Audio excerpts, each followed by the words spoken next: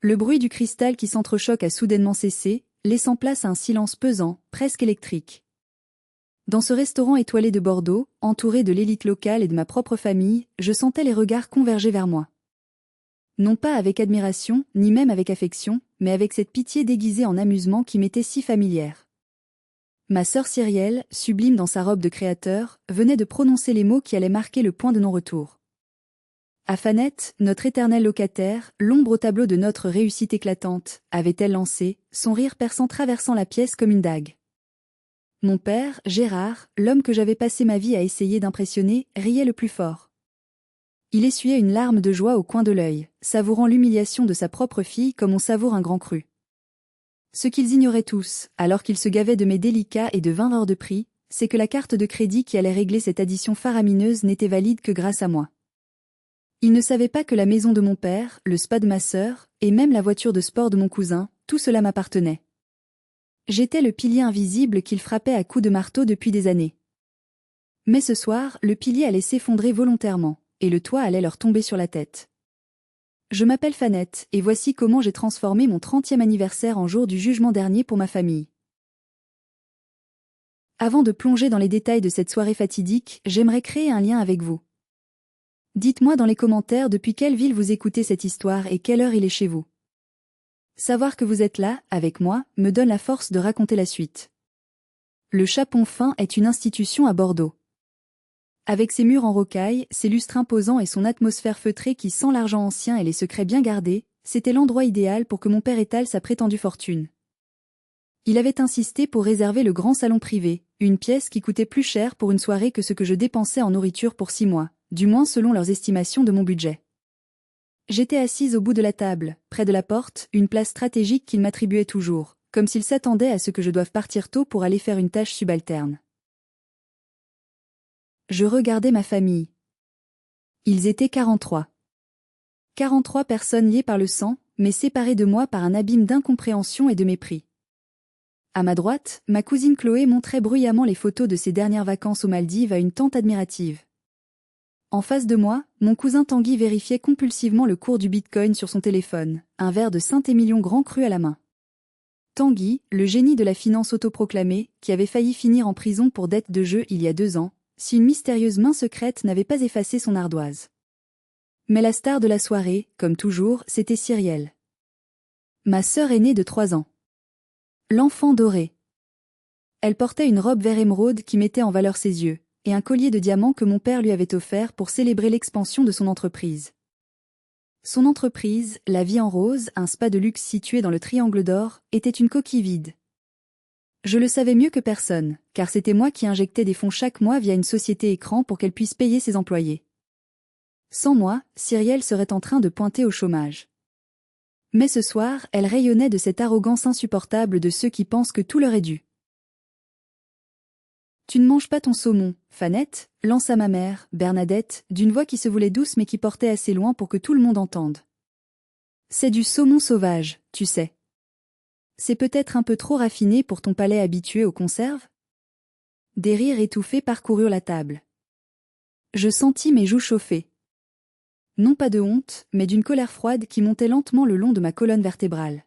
« Je n'ai pas très faim, maman, répondis-je calmement. J'admirais juste la décoration.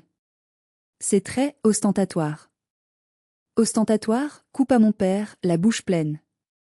C'est ce qu'on appelle la classe, ma fille. Mais je ne t'en veux pas de ne pas comprendre. Quand on vit dans un studio de 20 mètres carrés dans le vieux quartier, on perd le sens des proportions. Il leva son verre pour porter un premier toast. À la famille. À notre réussite. Regardez autour de vous. Les Martins sont des gagnants.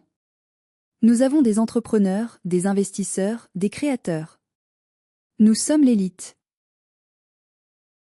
Et nous avons Fanette, ajouta Cyrielle avec un petit rire pervers. Notre petite bibliothécaire. Enfin, traductrice, pardon. C'est tellement mignon comme passe-temps. Dis-moi, Fanette, as-tu réussi à payer ton loyer ce mois-ci ou as-tu besoin que papa te fasse encore un virement de pitié ? C'était un mensonge éhonté. Mon père ne m'avait pas donné un centime depuis mes 18 ans. Au contraire, c'était moi qui avais racheté son prêt immobilier toxique l'année dernière pour empêcher la banque de saisir la maison familiale où il dormait tous les soirs. Mais il avait raconté à tout le monde qu'il m'aidait financièrement pour se donner le beau rôle du patriarche bienveillant. Je me débrouille, Cyrielle, dis-je en serrant ma serviette sous la table. Je n'ai besoin de l'aide de personne. C'est cela, oui, ricana Tanguy. On sait tous que tu tires le diable par la queue. Allez, ne sois pas fier. C'est ton anniversaire après tout. Profite du repas, c'est gratuit pour toi. L'injustice de la situation me donnait la nausée. Je regardais ces visages, ces sourires carnassiers éclairés par la lumière des chandeliers. Ils mangeaient mon argent. Ils buvaient ma sueur. Et ils me recrachaient au visage. J'avais envie de hurler, de renverser la table, de leur jeter leur relevé bancaire à la figure. Mais je ne fis rien. Pas encore. J'attendais. J'avais un plan. Et comme le disait si bien ma grand-mère Solange, la vengeance est un plat qui se mange glacé. Pour comprendre pourquoi je suis restée silencieuse pendant 5 longues années, il faut remonter un peu en arrière. Il faut comprendre d'où vient l'argent. Et surtout, il faut comprendre la haine viscérale que ma grand-mère maternelle, Solange, vouait à mon père. Mémé Solange n'était pas une femme ordinaire. Veuve très jeune d'un négociant en vin, elle avait géré seule un patrimoine complexe à une époque où les femmes devaient demander la permission à leur mari pour ouvrir un compte en banque. Elle avait un flair incroyable pour les affaires, investissant dans des terrains marécageux qui devenaient 10 ans plus tard des zones résidentielles de luxe, et achetant des manuscrits rares pour une bouchée de pain avant que le marché de l'art ne s'envole. Mais aux yeux de la famille, elle n'était qu'une vieille dame excentrique qui vivait dans une ferme délabrée en Dordogne, entourée de chats et de vieux livres. Mon père la détestait. Il la traitait de radine, de paysanne. Il se moquait de ses vêtements démodés et de son refus d'installer le chauffage central moderne. Il ne voyait pas la valeur des tableaux accrochés aux murs craquelés, ni celle des premières éditions de Voltaire qui traînaient sur la table de la cuisine. Moi, j'étais la seule à passer mes étés avec elle. Non pas parce que je voulais son argent, je ne savais même pas qu'elle en avait, mais parce qu'elle était la seule personne qui m'écoutait. Elle m'a appris à lire le latin, à restaurer le cuir des reliures anciennes et surtout, à observer les gens. Ton père est un pan, Fanette, me disait-elle souvent en épluchant des pommes pour sa célèbre tarte. Il fait la roue pour cacher qu'il a le derrière sale. Il est obsédé par l'apparence parce qu'à l'intérieur, il est vide. Il a peur. Et les gens qui ont peur sont dangereux. Quand elle est tombée malade, juste après mes 25 ans, j'ai quitté mon travail à Lyon pour venir la soigner. Ma mère passait une fois par mois pour critiquer la poussière. Cyrielle n'est jamais venue, prétextant une surcharge de travail au spa. J'ai tenu la main de Mémé Solange jusqu'à son dernier souffle. Le jour de la lecture du testament fut un théâtre de l'absurde. Mon père était arrivé en costume noir brillant, parlant déjà des travaux de rénovation qu'il allait faire dans la ferme pour la revendre. On va enfin toucher le pactole, avait-il chuchoté à ma mère. Maître Lamartine, le notaire, un homme d'une intégrité de marbre, avait ouvert l'enveloppe. Il avait lu les dispositions courantes, quelques meubles pour ma mère, une broche pour Cyrielle. Et puis, le coup de tonnerre. Quant au reste de mon patrimoine, incluant les portefeuilles d'actions, les biens immobiliers à Bordeaux et Paris, les vignobles en fermage, et ma collection de manuscrits estimée à 12 millions d'euros, je lègue l'intégralité de la quotité disponible à ma petite-fille, Fanette. Mon père avait bondi de sa chaise. C'est une blague? Cette gamine? Mais elle ne saura même pas gérer un livret A. Et moi? Je suis le chef de famille. Maître Lamartine avait levé la main. Il y a une condition suspensive, monsieur Martin. Le testament stipule que Fanette doit garder le contrôle total et exclusif, et que l'existence de ses fonds doit rester confidentielle vis-à-vis de la famille jusqu'à ses 30 ans révolus. Si cette clause de confidentialité est rompue, les fonds seront reversés à la SPA. C'était un coup de génie. Mémé Solange m'avait donné le pouvoir, mais elle m'avait aussi donné une arme, le secret. Elle savait que si mon père apprenait l'étendue de ma fortune, il me harcèlerait, me manipulerait, ou me ferait un procès. J'ai hérité ce jour-là d'une fortune colossale. Mais je suis retournée à mon studio. J'ai continué à prendre le tramway. J'ai gardé mon vieux manteau. Pourquoi? Parce que je voulais voir si ma famille m'aimerait sans l'argent. Et aussi parce que, étrangement, je voulais les protéger. Je savais que mon père était criblé de dettes. Je savais que Cyrielle coulait son entreprise. Alors j'ai créé Phoenix Partners. Une société d'investissement anonyme. J'ai commencé à racheter leurs dettes. J'ai commencé à être leur ange gardien invisible. Je pensais naïvement que si je stabilisais leur vie financière, ils deviendraient plus doux, plus aimants. J'avais tort. L'argent facile ne les a pas rendus meilleurs. Il les a rendus plus arrogants. Et ce soir, au restaurant, je contemplais le monstre que j'avais nourri pendant 5 ans. Le dîner avançait, et l'alcool déliait les langues, rendant les piques plus venimeuses. Mon père se leva, tapotant son verre avec son couteau à poisson en argent. Le son cristallin fit taire les conversations. Il aimait ces moments où il tenait l'auditoire dans sa main. Il ajusta sa cravate en soie, une cravate que j'avais indirectement payée lorsqu'il avait utilisé la carte de crédit de l'entreprise, une entreprise dont j'étais l'actionnaire majoritaire secret pour ses frais de représentation. Mes chers amis, ma chère famille, commença-t-il, la voix tremblante d'une émotion feinte. Avoir 30 ans, c'est un cap, pour certains, c'est l'âge de la consécration. Regardez Cyrielle. À 35 ans, elle est une reine de l'esthétique à Bordeaux. Cyrielle fit une petite moue de fausse modestie, baissant les yeux tout en s'assurant que son collier captait bien la lumière. Et puis, continua mon père, son regard se durcissant en se posant sur moi, il y a 30 ans, c'est aussi l'heure des bilans pour ceux qui cherchent encore leur voie. Fanette. Il prononça mon nom comme on prononce le nom d'une maladie incurable. Je ne veux pas être dur, ma fille. Mais il faut regarder la vérité en face. Tu stagnes. Tu vis dans le passé avec tes vieux livres. Tu n'as pas de mari, pas d'enfant, pas de propriété. Tu es, comment dire, un boulet que nous traînons avec amour. Un rire gras s'éleva du bout de la table. C'était oncle Patrick, un homme qui avait fait faillite 3 fois et qui vivait au crochet de sa femme. Mais ne t'inquiète pas, poursuivit mon père, magnanime. La famille est là. Nous serons toujours là pour te jeter quelques miettes de notre succès. Parce que c'est ça, la loi de la nature. Il faut bien qu'il y ait des gens en bas de l'échelle pour tenir les barreaux pendant que les leaders comme nous grimpent vers les étoiles. Cette phrase. Il faut bien qu'il y ait des gens en bas. C'était la phrase de trop. C'était la philosophie de vie de mon père résumée en une insulte. Pour lui, mon existence ne se justifiait que par son utilité à le mettre en valeur. J'étais le marchepied de son ego. Je sentis une vibration dans mon sac à main. C'était l'alarme que j'avais réglée. Minuit approchait. Mon anniversaire touchait à sa fin, et ma patience aussi. Papa, dis-je, ma voix coupant son monologue. Tu penses vraiment que je suis en bas de l'échelle ? Il me regarda, surpris que j'ose l'interrompre. Ce n'est pas une question de pensée, ma chérie. C'est un constat factuel. Regarde ton relevé bancaire. Regarde le nôtre. C'est drôle que tu parles de relevé bancaire, dis-je, un sourire froid étirant mes lèvres. Parce que les apparences sont parfois trompeuses. Qu'est-ce que tu racontes ? Intervint Cyrielle, agacée qu'on ne parle plus d'elle.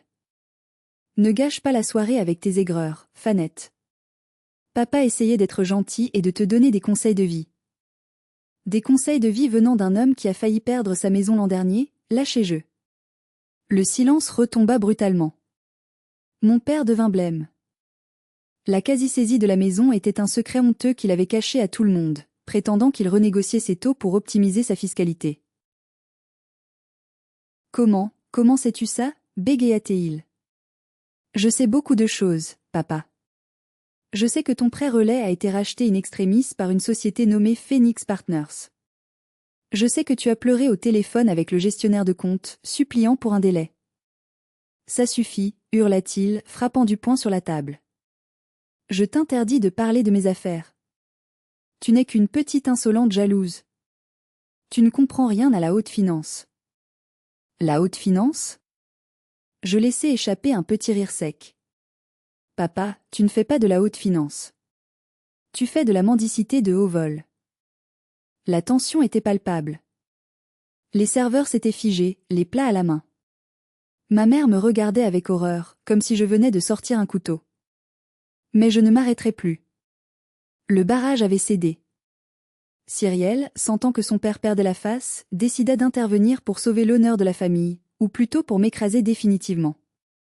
Elle fouilla dans son sac à main de marque et en sortit une enveloppe colorée. Tiens, Fanette, dit-elle avec un sourire mielleux.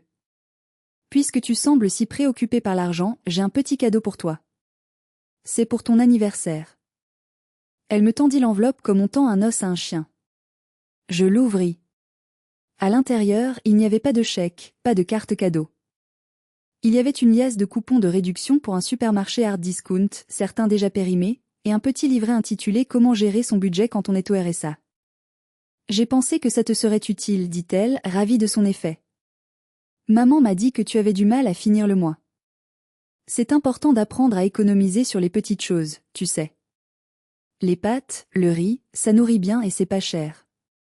Toute la table éclata de rire. C'était l'hilarité générale. Tanguy tapait sur la table, ma tante essuyait ses yeux. C'était une humiliation calculée, précise, chirurgicale. Il ne riait pas avec moi, il riait de ma supposée misère. Je regardais les coupons. Je regardais le visage radieux de ma sœur. Et je pensais aux 200 000 € que j'avais injectés dans son spa l'année dernière pour qu'elle puisse s'acheter les nouvelles machines de cryothérapie dont elle rêvait. Je pensais aux factures de ses fournisseurs que je réglais directement pour éviter qu'ils ne la livrent plus. C'est très généreux de ta part, Cyrielle, dis-je doucement.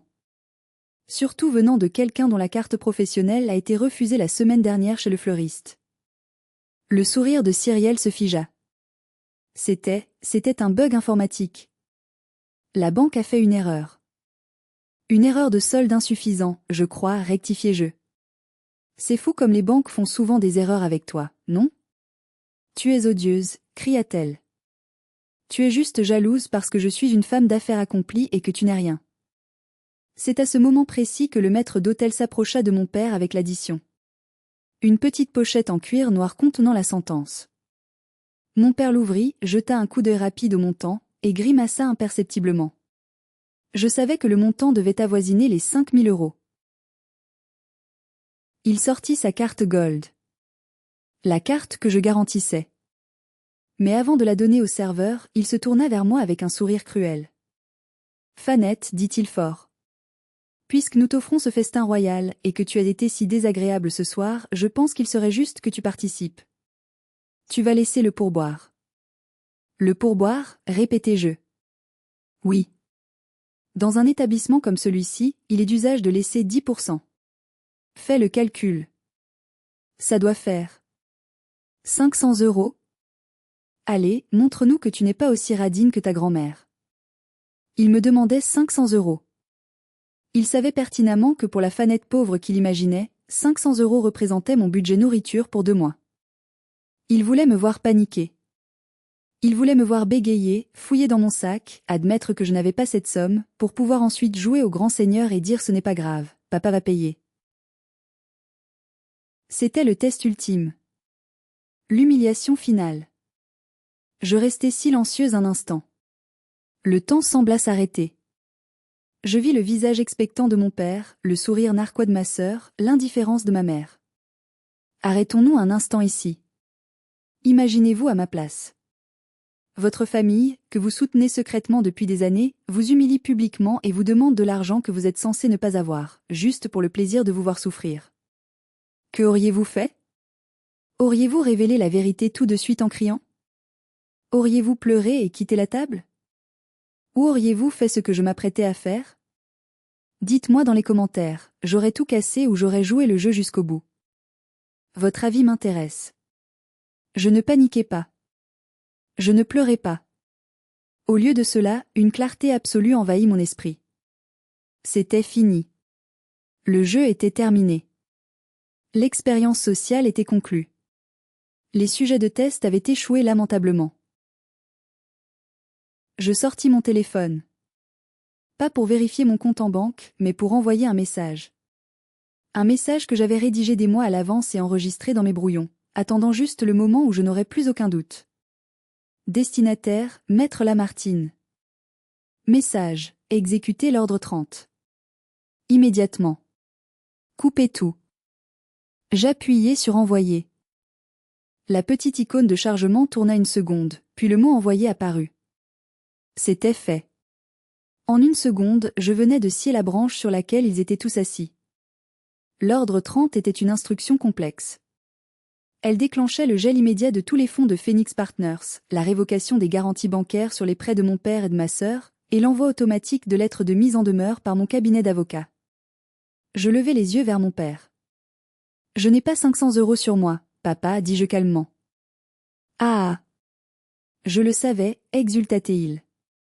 Toujours aussi fauché. Allez, ce n'est pas grave, le patron régale. Mais essaie de faire un effort dans ta vie, bon sang. Il tendit sa carte au serveur. Le serveur l'inséra dans le terminal. Je vous prie de m'excuser, monsieur, dit le serveur après quelques secondes. La transaction est refusée. Quoi? Impossible. Mon père rit nerveusement. C'est une gold. Réessayez. Le serveur réessaya. Toujours refusé, monsieur. Code 05, ne pas honorer. C'est ridicule. Cette machine déconne. Mon père commençait à transpirer. Cyrielle, donne ta carte pro, je te rembourserai. Cyrielle, levant les yeux au ciel, sortit sa carte Platinum d'entreprise. Franchement papa. Elle tendit la carte. Le serveur l'inséra. Bip bip. Refusé également, mademoiselle. Un silence de mort tomba sur la table. Mais c'est impossible, balbutia Cyrielle, devenant pâle sous son fond de teint. Il y a de l'argent sur ce compte. L'investisseur a fait le virement hier. Il semblerait que non, dis-je, me levant lentement. Je lissai ma robe simple, qui était en réalité une pièce unique en soie sauvage faite sur mesure, valant plus que toutes les tenues de la table réunie. Où tu vas? Demanda ma mère, la panique commençant à percer dans sa voix. Je rentre chez moi, dis-je. Je sortis un billet de 10 € de mon sac et le posai délicatement devant mon père. Tiens, papa.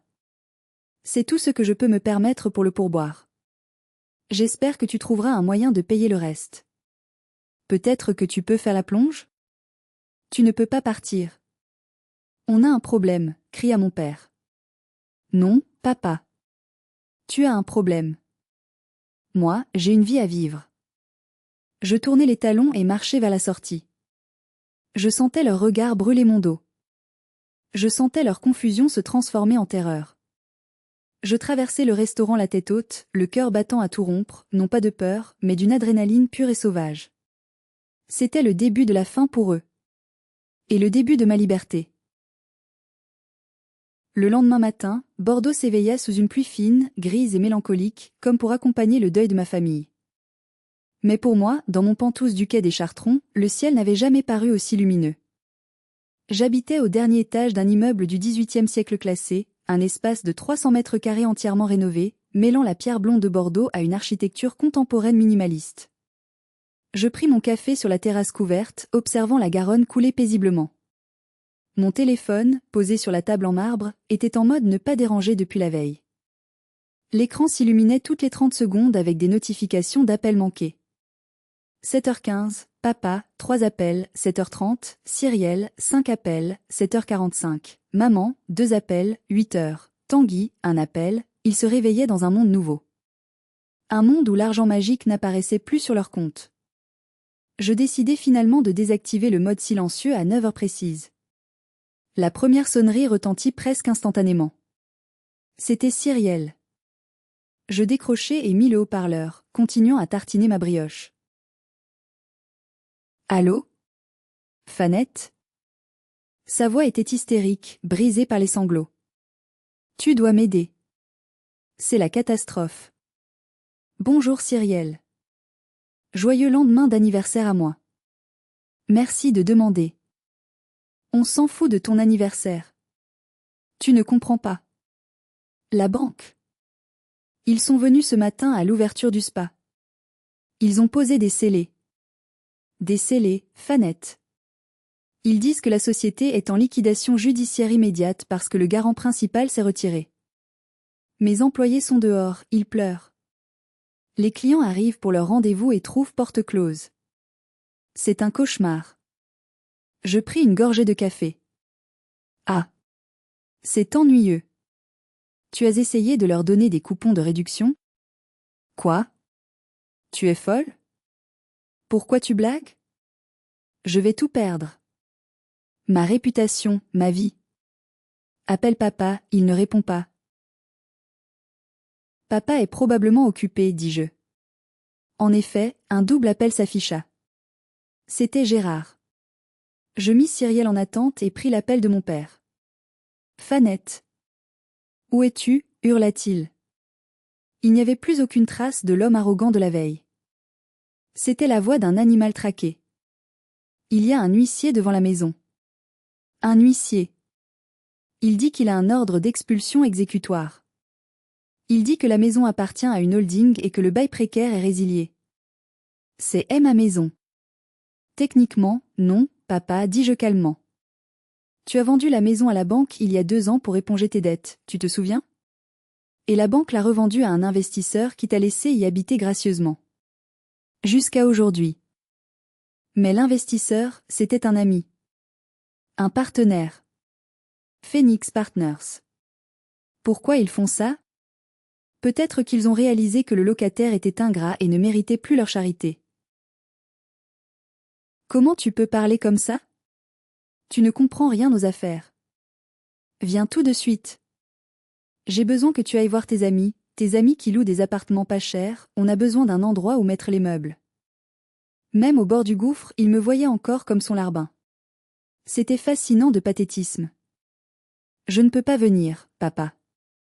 Je suis chez moi. Chez toi? Dans ton taudis? On ne va pas aller dans ton taudis. Non. Pas dans mon taudis. Venez au 15 quai des Chartrons. Dernier étage. Amenez toute la famille. On doit parler. Le quai des Chartrons? Il y eut un silence incrédule. Mais c'est le quartier des millionnaires.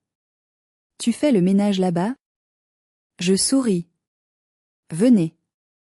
Et n'oubliez pas d'amener maman. Elle va vouloir voir ça. Je raccrochai. J'envoyai un message à maître Lamartine, ils arrivent. Que le spectacle commence.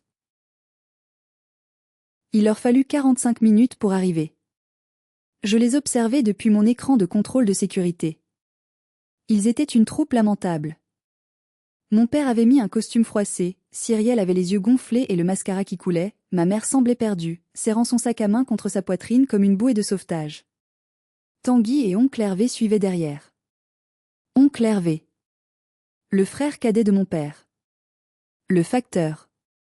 Celui que la famille méprisait parce qu'il avait choisi une vie simple. Il était le seul à m'avoir envoyé une carte d'anniversaire sincère, avec un petit billet de 20 € dedans. C'était le seul cadeau qui avait de la valeur à mes yeux. Je l'avais invité personnellement ce matin par SMS, lui disant de venir voir la vérité. Je déverrouillai la porte d'entrée de l'immeuble et appelai l'ascenseur privé pour eux. Quand les portes de l'ascenseur s'ouvrirent directement dans mon salon, leur réaction fut tout ce que j'avais espéré. Ils s'arrêtèrent net, bouche bée, les yeux écarquillés. Ils s'attendaient à un studio poussiéreux. Ils se trouvaient dans un temple du design et de la culture. Le soleil inondait la pièce à travers les immenses baies vitrées. Les murs étaient tapissés de bibliothèques en bois de rose contenant des siècles de savoir. Une sculpture de Rodin, une petite étude originale, trônait sur une console. L'odeur subtile de la cire d'abeille et du cuir ancien flottait dans l'air. Mon Dieu! Souffla ma mère. Elle laissa tomber son sac. Mon père fit quelques pas hésitants, comme s'il marchait sur un sol miné. Il regarda autour de lui avec un mélange de convoitise et de terreur. Il savait ce que ce genre d'appartement coûtait.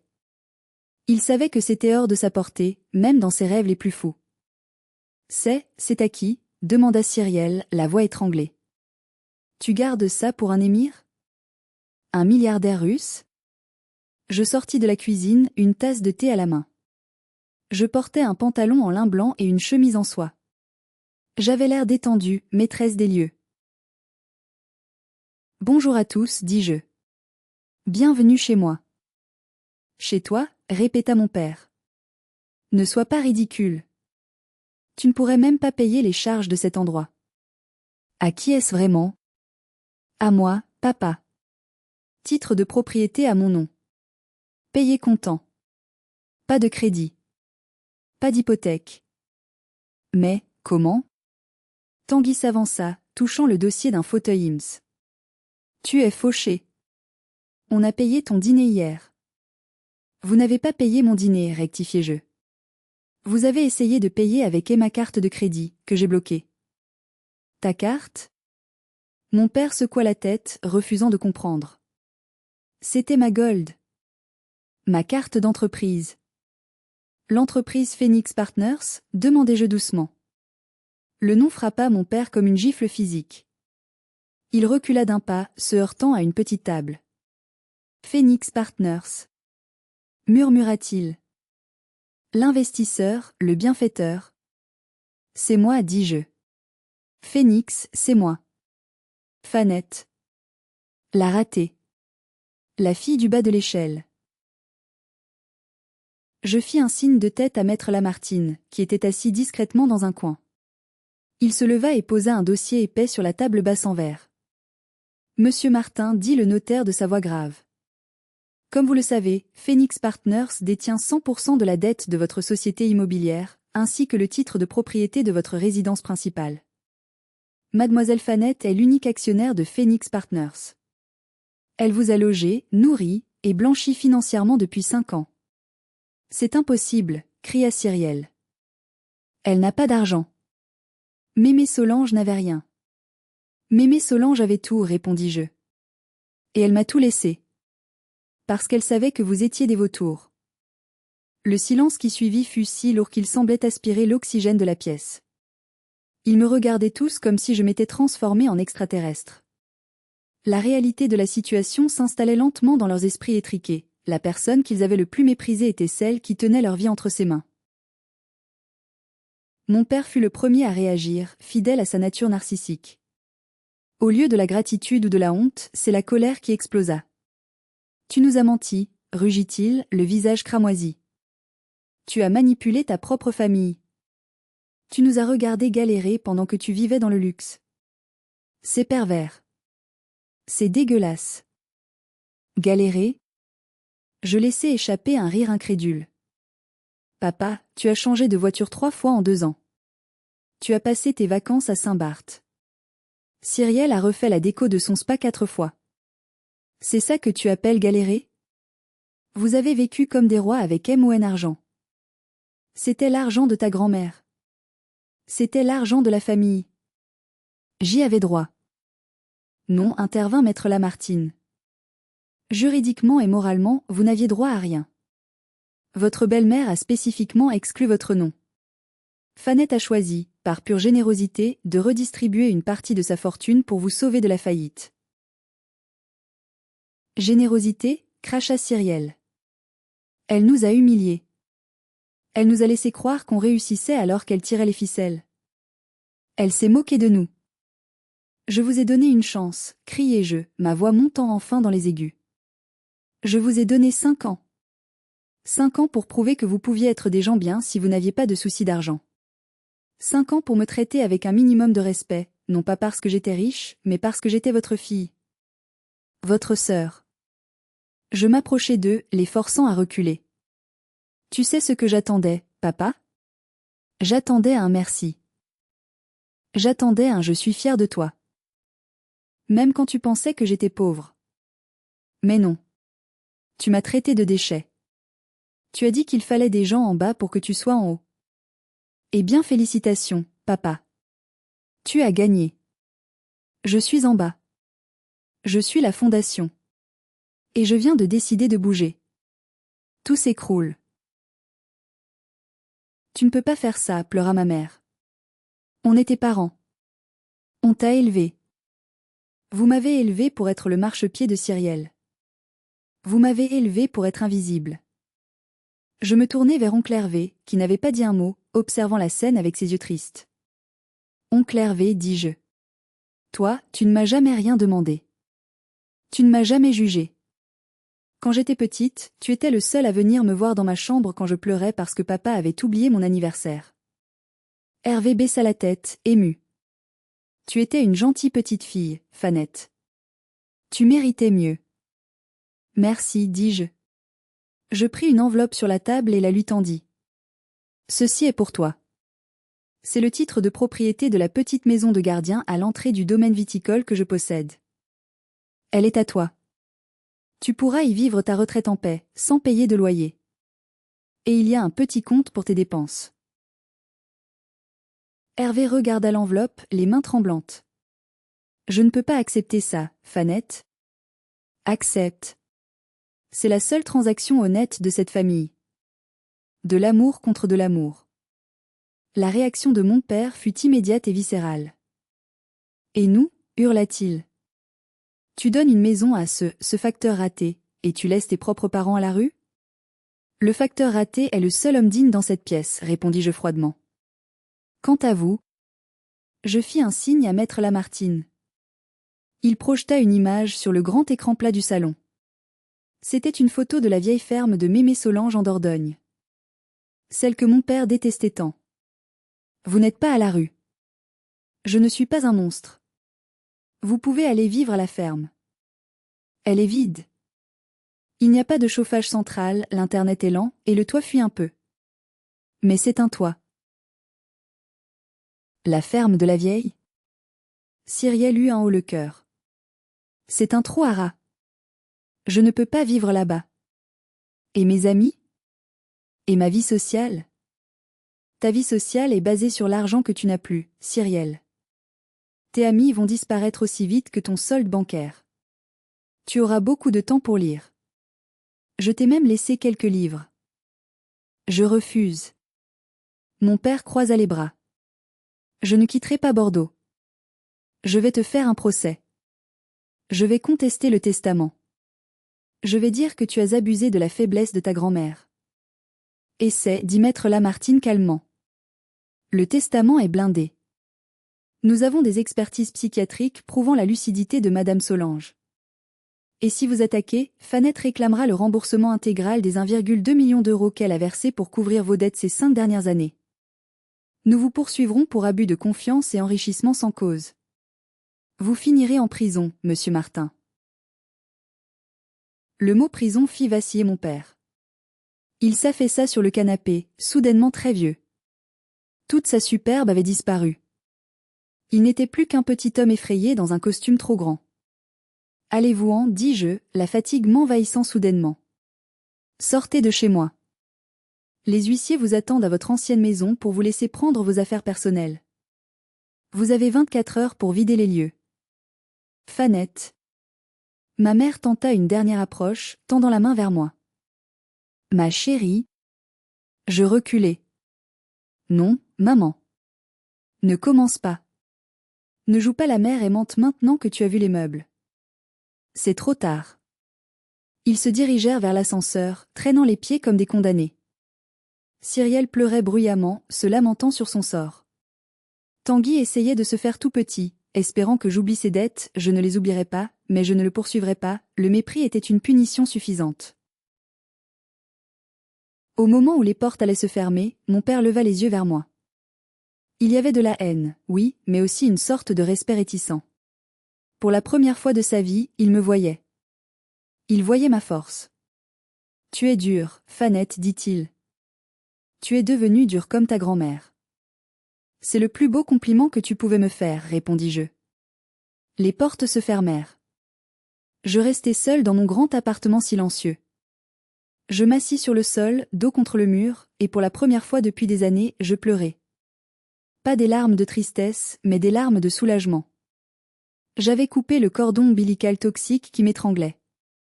J'étais orpheline de famille, mais j'étais enfin née à moi-même. Les mois qui suivirent furent une période de déconstruction massive pour les Martin. À Bordeaux, la chute de l'empire de Gérard fut le sujet de conversation favori des dîners en ville pendant quelques semaines. Les gens adoraient voir tomber ceux qui s'étaient crus supérieurs. J'appris par oncle Hervé que l'adaptation à la vie à la ferme était brutale. Mon père, privé de son public et de ses jouets de luxe, sombra dans une dépression colérique. Il passait ses journées à écrire des lettres d'insultes aux banques et aux journaux, dénonçant un vaste complot contre lui. Personne ne répondait. Ma mère, forcée de faire la cuisine et le ménage sans aide, commença à perdre ses illusions sur son grand homme. Les disputes étaient fréquentes et bruyantes. Cyrielle eut le parcours le plus intéressant. Après avoir essayé de vivre chez divers amis qui se la servirent de ses plaintes et de son incapacité à payer sa part, elle toucha le fond. Elle dut vendre sa garde-robe de luxe sur Vinted pour payer sa nourriture.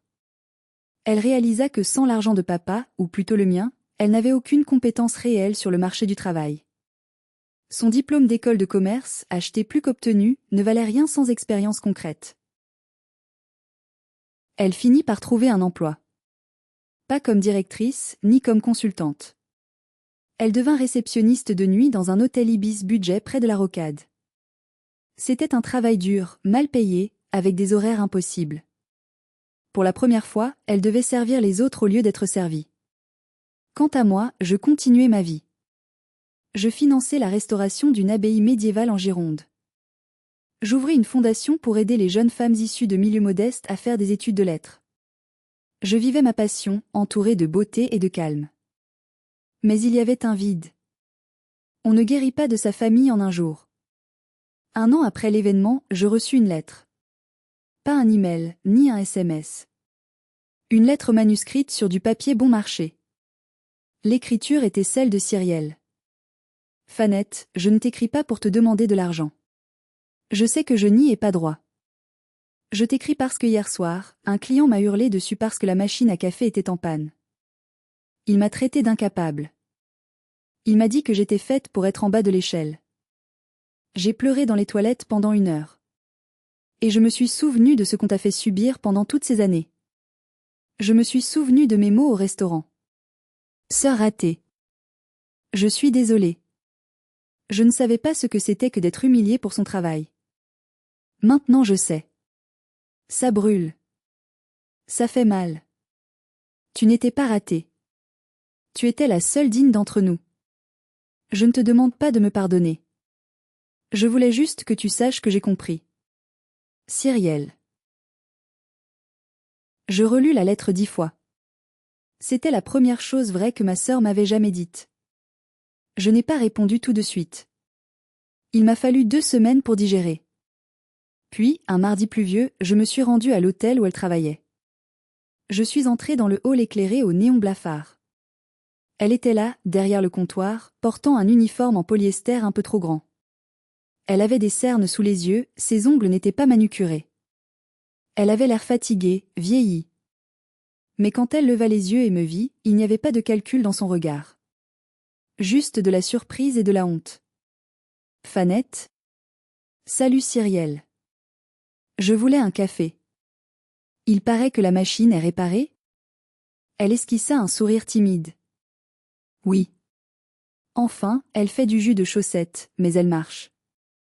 Je m'approchai du comptoir. Je ne suis pas venue pour te sauver, Cyrielle. Je ne vais pas te donner un chèque pour que tu ouvres un nouveau spa.